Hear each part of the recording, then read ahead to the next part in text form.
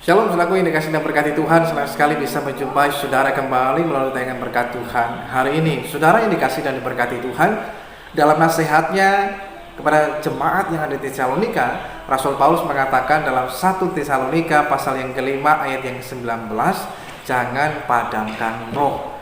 Mengapa Paulus menyampaikan hal ini bagi jemaat Tesalonika, tapi juga hari ini bagi kita semuanya? Yang pertama, ketika roh di dalam diri kita padam, maka daginglah yang akan kemudian menjadi dominan dalam hidup saudara dan saya. Dalam hidup kita itu senantiasa terjadi pergulatan dan pergumulan antara keinginan daging dan keinginan roh. Nah, persoalannya adalah yang mana yang lebih dominan dalam diri kita. Ketika roh kita menyala-nyala, maka hidup kita dipimpin oleh Roh Kudus. Sebaliknya, ketika roh mulai padam, maka keinginan daging itu yang kemudian menjadi dominan dalam hidup saudara dan saya.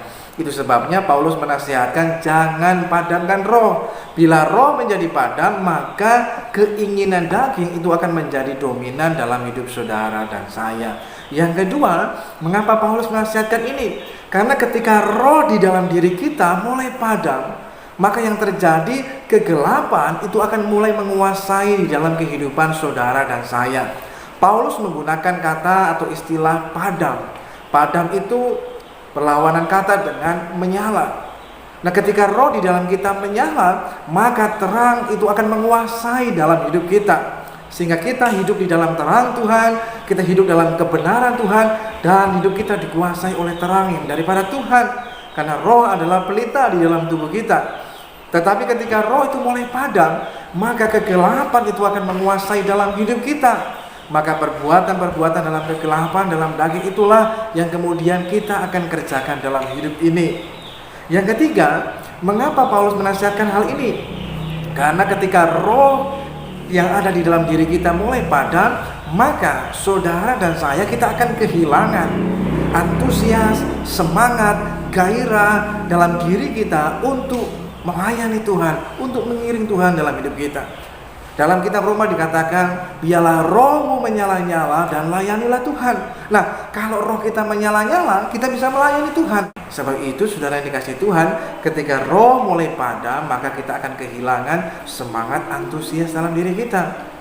Firman Tuhan mengingatkan lagi pada kita, Tuhan bergerak itu dari dalam roh, kemudian mempengaruhi jiwa dan mempengaruhi tubuh.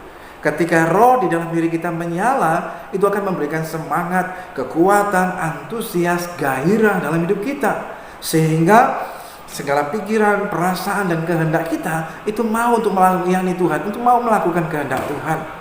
Sebaliknya, ketika roh di dalam kita mulai padam, semangat itu mulai hilang, itu akan mempengaruhi jiwa kita, sehingga pikiran, perasaan, dan kehendak kita juga ikut terpengaruh. Maka itu akan sangat mempengaruhi dalam tubuh kita. Kita bisa kehilangan kesehatan kita bisa kehilangan kekuatan dalam tubuh kita. Saudara dikasih Tuhan, pertanyaannya adalah mengapa roh di dalam diri kita itu bisa menjadi padam?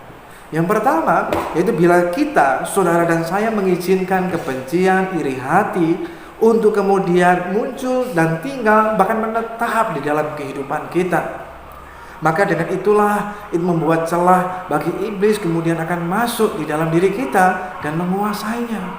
Dan itu akan membuat roh di dalam diri kita menjadi padam. Saudara ingat cerita tentang Raja Saul. Ketika Raja Saul mulai iri hati, mendengki dan membenci Daud, maka kemudian roh yang daripada Tuhan mulai undur daripadanya, maka dia membuka celah bagi roh jahat untuk masuk di dalam hidupnya. Dan itu sebabnya dia ingin membunuh Daud. Karena apa? Hidupnya sudah dikuasai oleh roh jahat.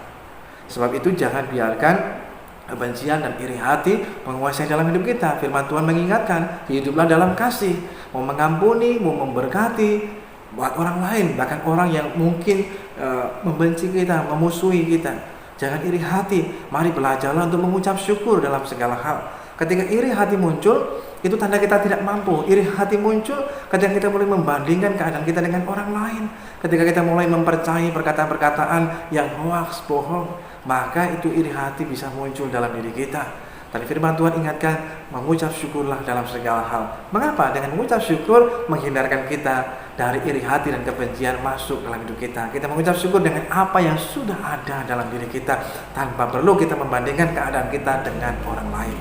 Yang kedua, mengapa roh bisa menjadi padam? Bila kita mulai kompromi dengan dosa. Firman Tuhan juga mengingatkan, jauhkanlah dirimu dari segala jenis kejahatan. Kata menjauh artinya kita betul-betul harus jauh. Menjauhkan diri dari semua hal yang bisa membuat kita jatuh dalam dosa, membuat kita masuk dalam kejahatan. Sebab itu, yang kedua, orang bisa roh di dalam dirinya menjadi padam bila kita mulai kompromi dengan yang namanya dosa. Jangan pernah kompromi dengan dosa. Itu hanya akan membuat roh di dalam diri kita menjadi padam. Yang ketiga, mengapa roh bisa menjadi padam? Bila kita tidak hidup di dalam roh, maka kita mulai mengikuti keinginan daging.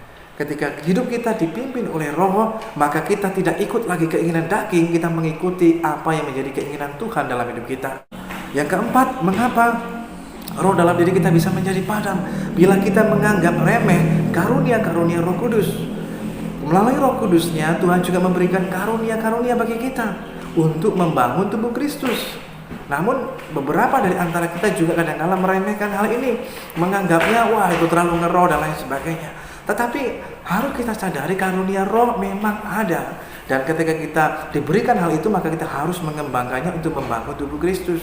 Bila kita meremehkan hal itu, maka roh yang ada di dalam kita mulai menjadi padam. Yang terakhir, roh dalam diri kita bisa menjadi padam bila kita mulai jauh dari Tuhan. Firman Tuhan mengingatkan, tetaplah berdoa. Dengan tetap berdoa kita akan tetap terhubung, kita tetap dekat dan melekat kepada Tuhan, membuat roh di dalam diri kita tetap dan terus menyala-nyala dan tidak akan padam. Jangan padamkan roh, biarkan rohmu menyala-nyala dan layanilah Tuhan. Tuhan Yesus